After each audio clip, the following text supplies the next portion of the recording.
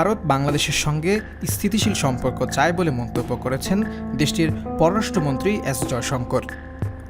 তিনি বলেছেন, বাংলাদেশ আমাদের প্রতিবেশী দেশ এবং আমরা তাদের সঙ্গে স্থিতিশীল সম্পর্ক রাখতে চাই। একই সঙ্গে বাংলাদেশে যা ঘটেছে তা দেশটির অভ্যন্তরীণ বিষয় বলেও মন্তব্য করেছেন তিনি। এছাড়া প্রতিবেশী দেশগুলো একে অপরের উপর নির্ভরশীল হয়ে থাকে বলেও মন্তব্য করেছেন তিনি।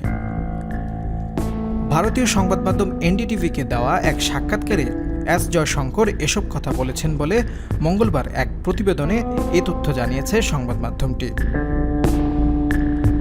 প্রতিবেদনে বলা হয়েছে, বাংলাদেশে হওয়া রাজনৈতিক পরিবর্তন সে দেশের অভ্যন্তরীণ বিষয়, কিন্তু বাংলাদেশের সঙ্গে যে স্থিতিশীল সম্পর্ক ছিল তা অব্যাহত রাখতে ভারত আগ্রহী বলে পররাষ্ট্রমন্ত্রী এস জয়শঙ্কর মঙ্গলবার বিকেলে এনডিটিভিকে জানিয়েছেন।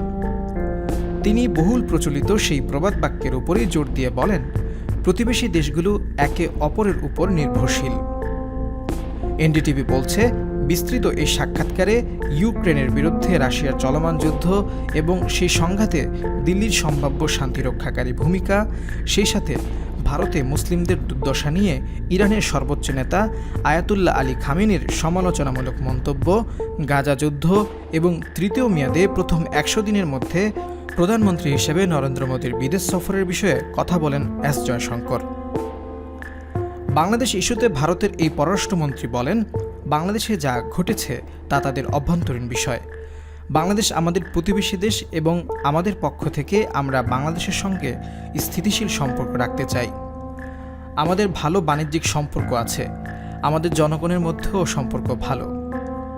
আমি সম্পর্কটা এভাবেই রাখতে চাই।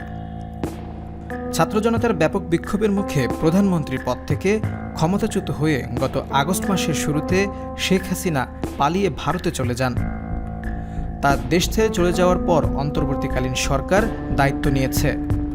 অন্যদিকে ভারতে পালিয়ে যাওয়ার পর একই দিন বিকেলে শেখ হাসিনাকে বহনকারী সামরিক বিমান দিল্লির কাছে উত্তরপ্রদেশের গাজিয়াবাদের হিন্ডন বিমান ঘাঁটিতে অবতরণ করে। সেখানে ছিলেন ভারতের জাতীয় নিরাপত্তা উপদেষ্টা অজিত দোভাল। তিনি সে সময় শেখ হাসিনার সাথে কথাও বলেন। রাজনৈতিক আশ্রয় নিয়ে হাসিনা ভারত থেকে যুক্তরাজ্যের রাজধানী লন্ডনে যাবেন বলে আশা করা হয়েছিল, কিন্তু ব্রিটিশ হোম অফিস সূত্র এনডিটিভিকে জানিয়েছে, তাদের যে অভিবাসন আইন রয়েছে সেখানে কোনো ব্যক্তির যুক্তরাজ্যে ভ্রমণ করে এসে রাজনৈতিক বা সাধারণ আশ্রয় নেওয়ার বিধান নেই। এর বদলে শেখ হাসিনাকে ভারতেই আশ্রয় নেওয়ার পরামর্শ দেওয়া হয়। আর এরপর থেকে হাসিনা আপাতত 40 দিনেরও বেশি সময় ধরে ভারতে রয়েছেন এবং সেখানে তিনি ভারতীয় গোয়েন্দা সংস্থার হেফাজতে রয়েছেন বলে মনে করা হচ্ছে। গত মাসে এস জয়শঙ্কর ভারতীয় পার্লামেন্টকে বলেছিলেন, শেখ হাসিনা খুব স্বল্প নোটিশে দিল্লির উদ্দেশ্যে ঢাকা ছেড়ে পালানোর অনুমতি চেয়েছিলেন।